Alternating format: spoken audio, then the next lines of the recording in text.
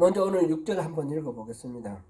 6절 시작. 어두운 데에 빛이 비치라 말씀하셨던 그 하나님께서 예수 그리스도의 얼굴에 있는 하나님의 영광을 아는 빛을 우리 마음에 비추셨느니라. 아멘.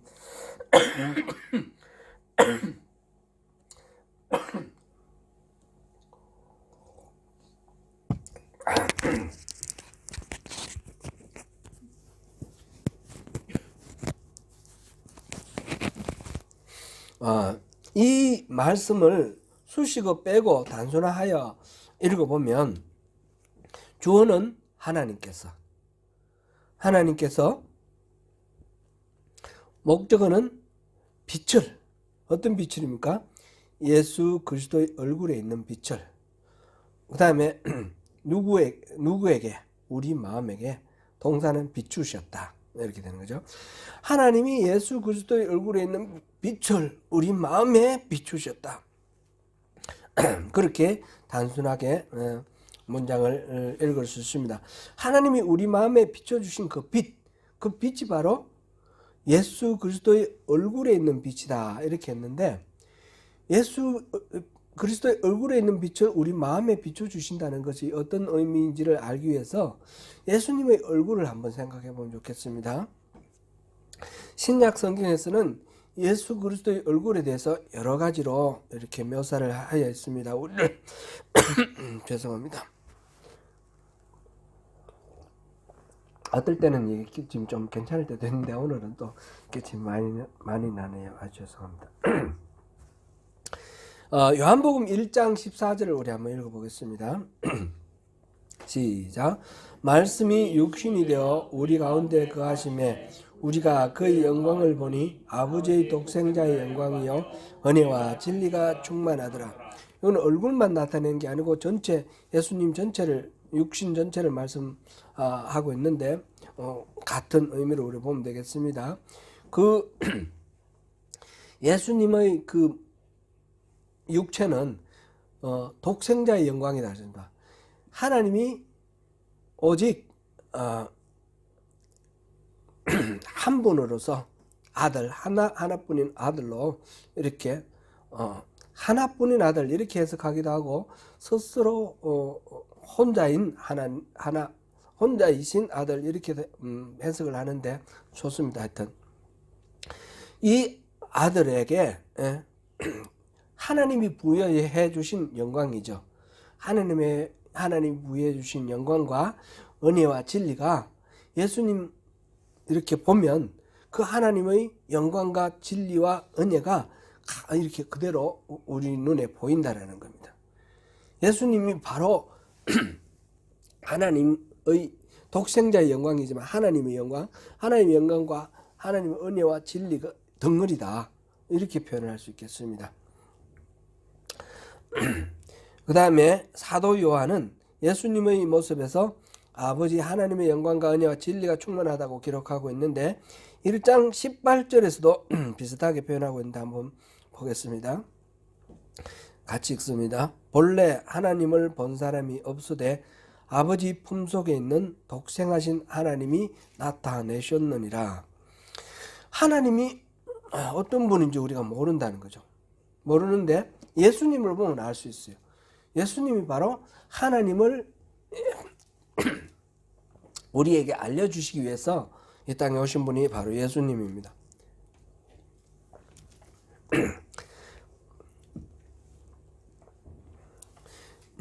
예수님 하나님 품에 안겨 있는데 예수님을 바라보면 우리가 본 적이 없는 하나님, 볼 수 없는 하나님을 알 수가 있다. 그래서 예수님은 하나님을 계시하고 성령님은 예수님을 계시한다 이랬죠. 우리 그 관계를 우리 같이 머릿속에 두면 되겠습니다. 예수님의 얼굴에 하나님의 영광과 은혜와 진리가 충만하다고 이렇게 사도 요한이 기록하고 있고, 거룩하신 하나님의 영광이 바로 예수님의 얼굴에, 그 얼굴을 통해서 이렇게 나타나서 우리가 예수님의 얼굴을 통해서 하나님을 알 수 있다 그랬습니다. 성경에는 그리스도 예수의 다른 얼굴도 소개하고 있습니다. 어떤 경우에는 눈물 자국도 보입니다. 베다니의 나사로가 죽었을 때 마리아도 울고 마르다도 울고 같이 있던 많은 사람들이 울고 있을 때 예수님이 오셔서 너무너무 마음이 아파서 예수님이 눈물을 흘리시는 그런 장면도 기록하고 있습니다. 요한복음 11장 35절에 나와 있습니다. 누가복음 13장에 보니까 예수님이 예루살렘을 바라보시면서 탄식하시는 그런 장면도 보입니다. 누가복음 13장 34절 35절을 같이 보겠습니다. 시작. 예루살렘아 예루살렘아 선지자들을 죽이고 내게 파송된 자들을 돌로 치는 자여 암탉이 제 새끼를 날개 아래에 모은 같이 내가 너희의 자녀를 모으려 한 일이 몇 번이냐. 그러나 너희가 원하지 아니하였도다. 보라 너희 집이 황폐하여 버린 바 되리라. 내가 너희에게 이르노니 너희가 주의 이름으로 오시는 이를 찬송하리로다 할 때까지는 나를 보지 못하리라 하시니라. 아멘. 예루살렘이 지금 성전이 새로 지어지고 있고 헤롯 대왕이 성전을 다시 건축을 했는데 이게 거의 한 68년 걸렸습니다. 계속 공사를 하고 있어요. 그 이전에는 포로로 끌려갔다가 돌아와서 만든 스룹바벨의 성전은 딱 성전 그것만 있었어요. 성소, 지성소 그것만 있었어요. 그런데 헤롯이 원래 에돔 사람이거든요. 에돔 사람인데 저 마카베오가 혁명을 일으켜서 이 유다가 독립을 했을 때에 주변에 있는 나라들을 정복을 하고 개종을 시켰어요. 그래서 에돔 사람인데 다 유대인이 됐어요. 유대교를 믿게. 그렇지만 그래서 이 사람이 이제 로마 황제에게 뇌물을 바치고 이 유대의 왕이 되었는데 백성들에게 속마음 속에는 저거는 진짜 유대인이 아니다 이런 차별이 있지 않습니까? 그래서 그 백성들의 마음을 환심을 사기 위해서 자기가 성전을 다시 세우는 거예요. 성전을 세우는데 어마어마하게 규모로 솔로몬 성전보다도 훨씬 크게 그런 성전을 세웁니다. 본당 말하자면 본당 성소와 지성소는 그 크기가 딱 정해져 있으니까 그건 건들 수가 없는데 그 외에 그 밖에 이제 담을 치고 그다음에 뭐 이방인의 뜰 뭐 이렇게 여인의 뜰 이러면서 뜰을 만들고 그다음에 땅을 이렇게 높여 가지고 아주 산 꼭대기에 이 성전이 있었는데 그 산 옆을 이렇게 메워 가지고 넓은 평지를 만들고 그 둘레에 이제 행각을 만드는데 그게 솔로몬 행각 우리 들어본 이름입니다. 솔로몬 행각 이리 치고 해서 규모가 솔로몬이 지었던 성전보다도 훨씬 큰 거예요. 스룹바벨 성전에 비하면 뭐 한 20-30배나 크고 면적이 그런 식으로 막 크게 만들고 건물도 아주 화려하게 짓고 이래 가지고 사람들이 이렇게 탄성을 짓는 거예요. 예수님이 이제 예루살렘으로 들어가는데 제자들이 보고 와 대단합니다. 아니 주님 예루살렘 보셨죠? 저 성전 보셨죠? 참 너무너무 멋있지 않습니까? 이런 식으로 이제 말을 걸었을 때에 예수님이 이제 그 말씀을 하시는 거죠. 돌 위에 돌 하나도 남지 않고 다 무너질 거다. 그런 얘기를 하시면서 이 예루살렘을 생각하니까 너무너무 아픈 거예요. 옛날에 바벨론에 의해서 파괴된 적도 있지만 지금 머지않아서 또 이 예루살렘이 파괴될 겁니다. 성전은 돌 위에 돌 하나 남지 않을 정도로 완전히 폐허가 될 것이고 이 백성들 수많은 백성들은 다 죽거나 포로로 끌려갈 거라는 거죠. 역사적으로 AD 70년에 그 일이 일어났습니다. 로마에 의해서 완전히 파괴가 돼서 그 이후에 몇 번의 반란이 조금 더 있는데 136년에 바코바 반란 그거를 마지막으로 해서 유대인은 그 땅에 못 살게 했어요. 추방돼서 2000년이나 그 땅에 못 살게 해가지고 쫓겨났다가 나중에 1945년에 와서 이스라엘 나라를 만들었는데 이제 그 나중에 2000년 후는 아니더라도 예수님 당시를 생각해 보면 바로 로마 제국에 의해서 멸망당할 것이 임박해 있는 그런 예루살렘 아닙니까? 예수님이 보실 때 예루살렘은 폐허가 될 것이고 그 백성들은 다 죽임을 당할 것 아닙니까? 포로로 끌려가고 그의 디도가 예루살렘을 포위를 해서 예루살렘을 함락시킬 때 죽은 사람만 60만 명이라고 그래요. 또 많게 보는 사람은 100만이라고 그러기도 하고. 사실 예루살렘 인구는 한 15만, 20만 밖에 안 돼. 15만 밖에 안 돼. 10만, 15만. 그런데 어떻게 100만이 죽습니까? 그때는 또 6월절에 온 세계에서 디아스포라 유대인들이 6월절을 지키기 위해서 몰려 들어왔어요. 그 몰려 들어온 사람들이 다 포위돼 가지고 다 거기서 굶어 죽는 거예요. 굶어 죽고 또 칼 맞아 죽고. 이런 비극적인 그 일들을 예수님이 다 보시는 거죠. 그런데 그 일은 왜 일어납니까? 하나님을 바로 알고 바로 섬기지 못하고 자기들은 나름대로 이제 하나님 섬긴다고 그러는데 하나님 대적하고 메시아로 오신 예수님을 잡아 죽이기까지 하지 않습니까? 이래 하나님을 대적하는 이 유대인들, 이스라엘 사람들이 닥칠 그 운명을 생각하시니까 예수님은 너무너무 아픈 거죠. 그래서 이 목자 없는 양과 같이 고생하며 떠도는 무리들 불쌍히 여기시고 이 가난한 사람들, 헐벗고 굶주린 백성들, 소외되고 외로운 자들, 수고하고 무거운 짐진 이 사람들을 바라보면서 너무너무 안타까워서 단식하면서 뭐 눈물을 흘렸다 그런 표현은 없지만 제가 이걸 다시 켜겠습니다. 이건 왜 뭔 일인지 모르겠는데 중간에 끄네요. 얼른 켜고 하겠습니다.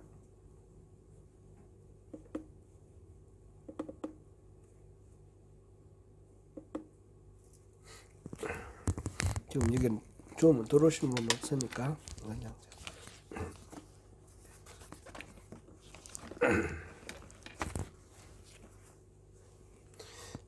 잠깐만 제가 보겠습니다.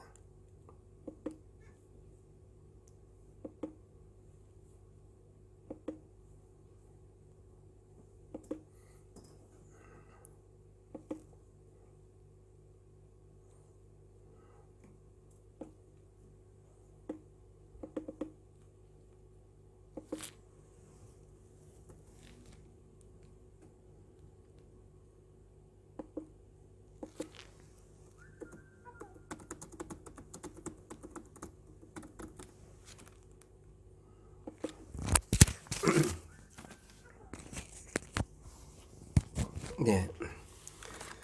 그래서 예수님의 얼굴 중에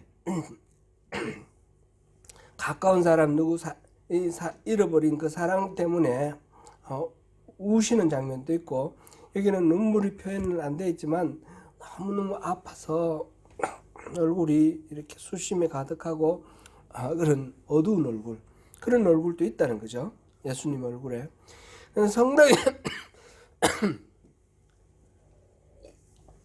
성당에 가시면 십자가가 이렇게 안 생겼죠. 여기에 예수님이 조각되어 있죠. 예수님 조각되어 있는데 그 예수님은 가시면류관을 쓰시고 이 가시가 머리를 찔러가지고 피가 쭉 흐르는 그런 모습으로 십자가가 세워져 있고 우리가 보는 예수님의 그 성화들 여러 가지 보면 그렇게 얼굴이 피로 이렇게 얼룩진 그런 예수님의 얼굴이 있습니다.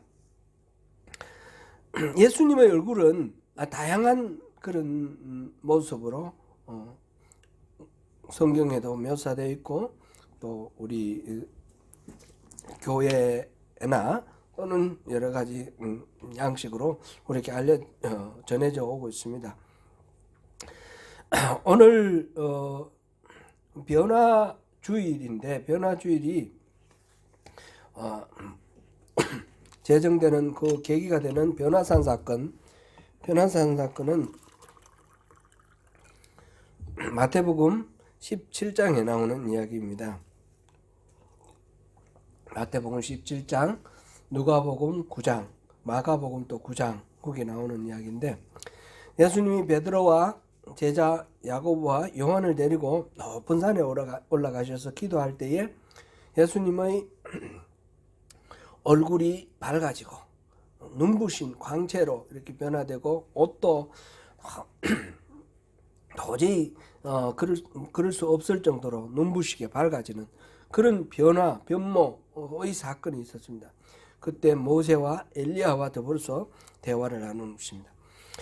이 앞에 지금 17장 1절에 보면 엿새 후에 이렇게 나와 있고 누가복음에서는 제 8일째에 이렇게 나오는데 그 앞에 사건이 연결되어 있는 사건이 있다는 거죠. 그 사건이 뭐냐면 예수님이 가이사랴 빌립보에 가시다가 제자들에게 사람들이 나를 누구라 하냐 물어보고 여러분들은 나를 누구라 하느냐 물어봤을 때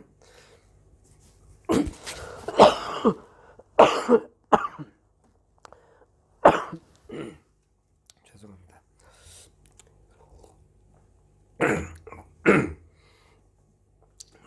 여러분들은 나를 누구라 하느냐 이렇게 물어봤을 때 베드로가 주는 그리스도시요 살아계신 하나님의 아들이십니다 이렇게 고백을 했죠. 16장 16절 예수님께서 그 고백을 들으시고 너무너무 기뻐하시면서 이 반석 위에 내 교회를 세울 것이다 이렇게 말씀하셨어요. 16장 18절 그리고 난 뒤에 이어서 예루살렘에 올라가서 제사장들과 장로들로부터 고난을 받고 죽임을 당하고 제3일에 부활할 것이다. 이걸 예수님이 말씀하셨어요. 근데 부활할 거다라는 것은 감이 없으니까 고난을 당하고 죽는다라는 이걸 이야기를 듣고 제자들이 너무너무 당황해하고 놀라워합니다. 베드로가 예수님한테 주님 그런 일은 절대 일어나지 않을 것입니다 그러면서 가로막습니다. 22절 말씀이고요. 예수님께서 사탄아 물러가라. 네가 하나님의 일은 생각하지 않고 사람의 일을 생각한다. 그래서 나의 일을 방해한다. 가로막는다. 이렇게 꾸지람을 하십니다. 예수님은 인자가 영광으로 이어서 인자가 영광으로 다시 올 거다 그랬고 이 중에서는 살아생전에 다시 내가 천사들과 함께 내가 오는 것을 볼 사람이 있을 것이다 이 말씀하셨어요.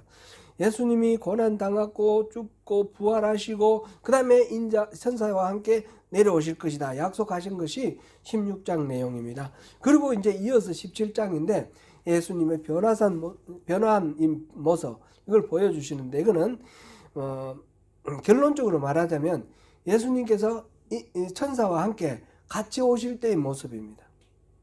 그는 부활하신 모습, 새로운 영과 새로운 육체로 부활하신 모습이고 우리가 나중에 예수님의 부활에 동참해서 우리가 이 땅의 삶을 마치거나 아니면 살아있는 동안에 예수님이 오시게 되면 우리가 새롭게 입을 몸과 영으로 그렇게 우리가 영생을 살 텐데 그때의 모습입니다. 그때의 모습으로 예수님이 말하자면 모델을 보여주신 것입니다. 그게 이제 17장에 나오는데 예수님께서 얼굴이 해와 같이 밝아지고 옷이 아주 표백한 것처럼 희어졌는데 그러면서 모세와 엘리야와 더불어서 대화를 나눕니다. 모세는 율법의 대표이죠. 모세 오경 다 모세가 기록한 것으로 우리가 알고 있지 않습니까? 그 다음부터는 다 성경을 예언서라고 말할 수 있습니다. 선지서, 모세오경과 선지서와 성문서, 우리 히브리 사람들이 분류하는 법 우리 봤지 않습니까? 이건 토라, 그 다음에 너비임, 케투빔 해서 TNK, 타낙, 성경을 타낙이라고 이렇게 부르거든요. 타낙이라고 부르는데 근데 예수님이 하시는 말씀에서도 그런 얘기가 자주 나오십니다. 율법과 선지서 하면 성경 전체입니다. 거기다가 시편 붙이면 더 추가가 되는 거고, 예수님께서 가장 중요한 계명이 뭐냐 할 때 바로 마음을 다하고 뜻을 다하고 힘을 다해 주 너의 하나님을 사랑하라 하고, 둘째도 이와 같으니 내 이웃을 내 몸과 같이 사랑하라 이렇게 하시고, 이 둘은 율법과 선지자의 강령이다 이렇게 말씀하셨죠. 그러니까 이 전체 다 구약시대 전체 성경을 통칭할 때 말합니다. 그리고 모세와 엘리야라는 것은 예수님 이전에 있었던 전체를 총망라하는 그런 대표자가 두 분으로 이렇게 표현되어 있습니다. 그래서 대화를 나누는데 무슨 대화를 나눴습니까? 누가복음에 보니까 별세할 것을 얘기하셨다 그러고 있습니다. 예수님, 별세는 세상 떠나는 게 별세 아닙니까? 예수님이 예루살렘에 가셔서 십자가를 지시고 죽으실 일에 대해서 모세와 엘리야와 더불어서 이렇게 말씀을 나누시는 겁니다. 물론 모세와 엘리야와 예수님이 동급은 아닙니다. 모세와 엘리야가 예수님을 돕는 역할을 하는 거죠. 메시아가 올 때 엘리야가 먼저 길을 평탄케 하는 그런 역할을 하지 않습니까? 바로 그 엘리야죠. 이렇게 대화를 나누는 모습을 베드로하고 또 야고보하고 요한이 따라갔는데 기도하는 동안 졸았던 모양이에요. 그래서 번뜩 깨보니까 변화된 모습, 예수님과 모세와 엘리야가 대화하는 모습 보고 너무너무 좋아가지고 너무너무 황홀하고 기뻐가지고 우리가 여기 초가 3칸을 짓겠습니다. 하나는 모세, 하나는 엘리야, 하나는 주님 이렇게 여기서 이곳이 좋사오니 내려가지 말고 여기서 살자고 베드로가 그렇게 제안을 했죠. 그랬는데 하늘에서 구름이 싹 내려오더니 뭐 이렇게 완전히 덮고 그 다음에 하늘에서 소리가 들렸습니다. 무슨 소리가? 구름 속에서 들린 소리가 뭡니까? 이는 내 사랑하는 아들이요 내가 기뻐하는 자니 너희들은 그 말을 들으라. 그 말씀이 들리는 거예요. 그죠? 이거는 예수님이 세례받을 때 요단강에서 세례받을 때 똑같은 말씀 들었잖아요. 그죠? 바로 예수님을 하나님께서 내 아들이다. 내 아들이라는 걸 다시 인정해 주시면서 확인해 주시면서 예수님은 말씀을 따르라는 거죠. 그래서 그 말을 듣고 보니까 구름이 싹 그치고 예수님만 남았어요. 그래서 제자들이 예수님과 함께 산에서 내려옵니다. 산은 그곳에서 베드로가 생각했던 것처럼 그곳에 머물고 살고 집 짓고 사는 그런 곳은 아니고 잠깐 머무는 곳이죠. 예수님의 그 변화된 모습을 잠깐 볼 수 있도록 기회를 주신 것입니다. 우리가 부활 후에는 바로 영원한 생명을 누릴 때인데 그때는 뭐 이렇게 나이에 따라서 얼굴이 뭐 주름살이 생기고 늙고 이런 게 아니고 영원토록 새로운 몸, 새로운 영으로 그렇게 눈부시게 예수님의 그 부활체 그 모습 그대로 그렇게 살아갈 것입니다. 예수님 부활하셔서 제자들 만나셨을 때 제자들을 이렇게 만나면 분명히 만져지죠. 그리고 여기 못 자국도 있고 그리고 음식도 드시지 않습니까? 그런데 벽을 통과를 문장 가는데 벽을 통과를 하고 그죠? 그 몸은 보통 몸이 아닌 거예요.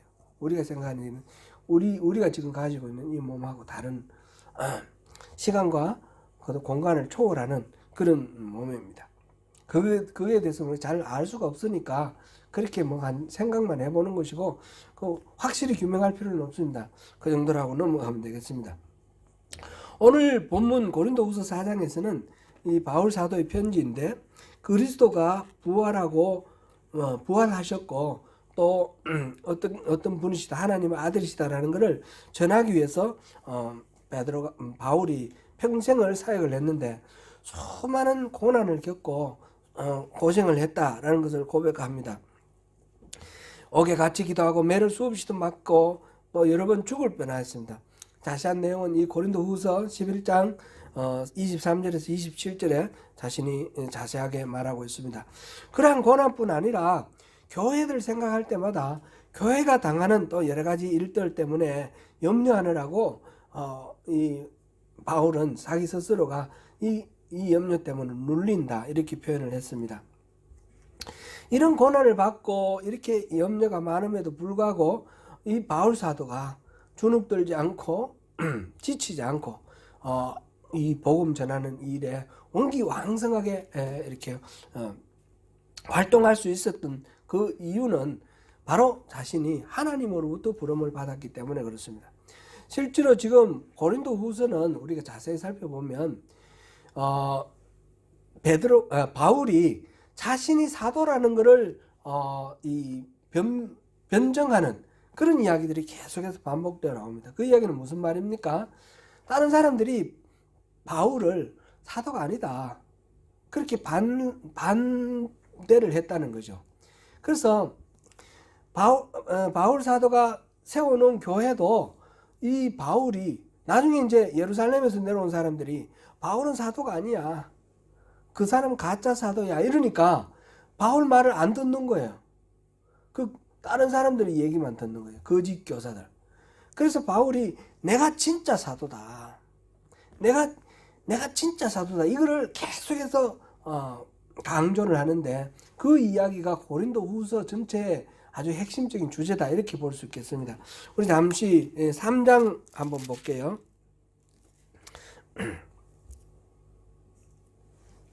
3장 이후는 제가 저거를 만들지 않았습니다. 3장 1절부터 3절까지 한번 읽어보겠습니다. 시작. 우리가 다시 자천하기를 시작하겠느냐? 우리가 어찌 어떤 사람처럼 추천서를 너희에게 붙이거나 혹은 너희에게 받거나 할 필요가 있느냐? 너희는 우리의 편지라 우리 마음에 썼고 무 사람이 알고 읽는 바라. 너희는 우리로 말미암아 나타난 그리스도의 편지니 이는 먹으로 쓴 것이 아니요 오직 살아계신 하나님의 영으로 쓴 것이며 또 돌판에 쓴 것이 아니요 오직 육의 마음판에 쓴 것이라. 아멘. 거기까지만 읽으면 되겠습니다. 그 아래 조금 더 읽어도 마찬가지고요. 자기가 사도라는 것을 어떻게 증명할 거냐? 어떤 사람은 청거서를 내놓는 거예요. 그 예루살렘 교회에서 인정서를 이 사람은 사도다, 이렇게 이제 해서 증명한다, 이렇게 증명서를 발급해 주는데 그걸 가지고 와서 내가 사도다 이러는데 바울 사도는 자기가 그런 증명서를 가질 필요가 없다라는 겁니다. 기본적으로 사도는 예수님을 따라다니던 12제자가 사도 아닙니까? 이 12제자 중에 한 사람이 유다가 예수님을 배반하니까 다른 사람을 채우지 않습니까? 예수님 따르던 제자 중에. 근데 그 사람이 기본인데 나중에 보면 바나바도 사도라 그러고 또 이 사도라는 호칭이 점점 넓어지는데 바울은 자신이 다메섹 가는 도상에서 예수님을 직접 만나서 예수님으로부터 직접 리크루트 당한 거예요. 그래서 스카우트 당해가지고 사도가 되어서 이방인을 위한 복음을 전하는 사도로 됐다는 거죠. 그런데 이거를 위해서는 어떤 추천서도 필요 없다. 그래서 내가 그 복음을 전해서 결과적으로 여러분, 여기서 고린도 교회는 이방인들 교회 아닙니까? 이방인들 아닙니까? 여러분들이 성령을 받고 예수의 제자가 됐지 않냐? 이게 내가 사도라는 증거다. 이거는 종이로 쓴, 먹으로 쓴 이런 편지가 아니라 그리스도께서 나를 통해서 여러분들에게 여러분 마음속에 편지를 써놔서 여러분들이 바로 내가 사도라는 걸 증거하는 증인이다. 이렇게 지금 얘기를 합니다. 그렇게 지금 바울 사도는 그런 자기 자신이 사도라는 걸 계속 변정을 하기 위해서 애를 쓰는데 그만큼 방해가 많고 이 시비가 많았다는 거예요. 이 사도권에 대한 공격이 끊이지 않는 가운데서 이 흔들리지 않는 견고한 그런 마음으로 계속해서 복음을 전할 수 있었던 이유가 그 가장 중요한 예수님의 그 부르심의 소명을 확인할 수 있는 그 방법이 바로 오늘 이 본문에서 나온다는 것입니다. 바울은 사도의 직분을 받아 낙심하지 않고 부끄러운 일을 버리고 오직 진리를 나타내므로 스스로를 추천한다, 이랬습니다. 내가 다름 아니라 진리, 예수님께서 내게 주신 그 진리로 그 진리에 입각해서 살았기 때문에 이것이 바로 내가 사도라는 증거다. 그걸 첫 번째 1절 2절에서 말하고 있습니다. 같이 읽어보겠습니다. 1절 2절 오늘 본문 1절 2절입니다. 시작. 그러므로 우리가 이 직분을 받아 긍휼하심을 입은 대로 낙심하지 아니하고 이에 숨은 부끄러움의 일을 버리고 속임으로 행하지 아니하며 하나님의 말씀을 혼잡하게 하지 아니하고 오직 진리를 나타내므로 하나님 앞에서 각 사람의 양심에 대하여 스스로 추천하노라. 하나님의 일꾼이라는 것은 그러므로 어느 교단에 그 안수를 받았느냐, 어느 신학교에서 신학을 공부를 했느냐, 어느 선교에서 파송을 받았느냐, 이게 중심이 아니고 그 사람이 얼마나 정직하게 진리인 하나님의 말씀, 이 복음을, 예수의 복음을 정확하게 잘 전하느냐, 그거에 달려있다. 그렇게 바로 전하는 사람이 하나님의 일꾼이다. 그런 것을 우리가 여기서 결론으로 추론할 수 있습니다. 만약 지금 그러면서 이제 복음이 이렇게 열심히 전했는데도 가리워진 그런 경우가 있습니다. 거기에 대해서는 복음을 잘 받아들이지 않은 그 사람들의 문제라 그랬습니다. 물론 이제 복음이 정확한 복음이 전해져야 되는데 정확한 복음을 전했고 바울이 그랬는데도 안 되는 것은 여기서 세상의 신 곧 사탄이 믿지 않는 사람의 마음을 혼미하게 했기 때문에 그렇다 그랬습니다. 본문 3절 4절 읽어보겠습니다. 시작. 만일 우리의 복음이 가리었으면 망하는 자들에게 가리어진 것이라. 그 중에 이 세상의 신이 믿지 않는 자들의 마음을 혼미하게 하여 그리스도의 영광의 복음의 광채가 비치지 못하게 함이니 그리스도는 하나님의 형상이니라. 복음은 이중성이 있습니다. 양면성이 있습니다. 믿는 자들에게는 복음이 되고 구원의 길이 되지만 이 복음을 거부하는 자들에게는 이 멸망의 심판이 되는 것입니다. 바울 사도는 자기가 전한 것은 결코 자기를 선전하는 것이 아니고 오로지 그리스도 예수께서 주님이시라는 것, 그리고 자신은 복음을 위해서 사람을 섬기는 종이라는 것, 이것만 전한다 하였습니다. 그 본문 5절 읽어보겠습니다. 시작. 우리는 우리를 전파하는 것이 아니라 오직 그리스도 예수의 주되신 것과 또 예수를 위하여 우리가 너희의 종된 것을 전파함이라. 바울은 예수 그리스도가 주님이시고 내가 예수 그리스도의 종이기 때문에 바로 교회 성도 여러분들의 종입니다. 이렇게 말을 하고 있습니다. 이 과정에서 이 하나님이 그리스도의 얼굴에 있는 빛을 우리 마음에 바울의 마음에 비춰 주셨습니다. 본문 6절 읽어보겠습니다. 시작. 어두운 데에 빛이 비치라 말씀하셨던 그 하나님께서 예수 그리스도의 얼굴에 있는 하나님의 영광을 아는 빛을 우리 마음에 비추셨느니라. 본문에서는 하나님을 어두운 데에 빛이 비치라 말씀하신 하나님 이렇게 말했습니다. 이 말은 창세기에서 천지 창조하던 그 장면이 생각나죠.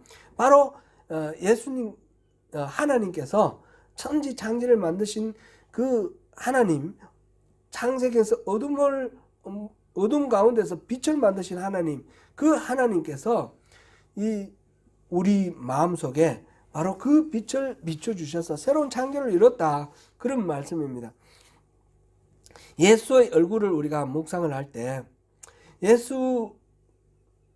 예수님의 얼굴을 우리가 여러 가지 말했지 않습니까? 슬퍼 우는 예수 얼굴도 있고, 근심하는 예수, 탄식하는 예수, 또 십자가로 고통하는 예수, 변모한 아름다운 모습의 예수, 또 웃는 예수도 있죠. 웃는 예수. 이런 예수님을 생각할 때 다 그 이유가 있지 않습니까? 이유가 같이 떠오르는 거죠, 우리가. 그러면서 하나님이 이 예수님을 통해서 우리에게 뭘 깨닫게 해주시는지, 하나님의 그 영광의 그 모습들이 우리에게 전달이 되는 것입니다. 그래서 그 빛을 우리에게 비춰주신다 그랬고요. 바울의 사도 활동은 바로 이 천지 창조할 때 빛을 창조하신 것처럼 바로 세상에 계시된 하나님을 알려서 하나님의 영광을 보게 하는 것.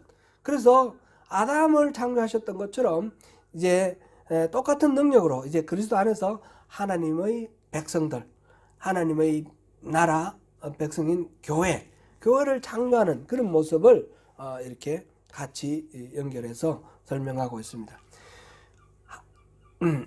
어두운 데서 빛이 빛이라 말씀하셨던 그 하나님께서 바울 사도의 마음속에 그리스도 예수의 얼굴에 있는 하나님의 영광을 비춰주셨다.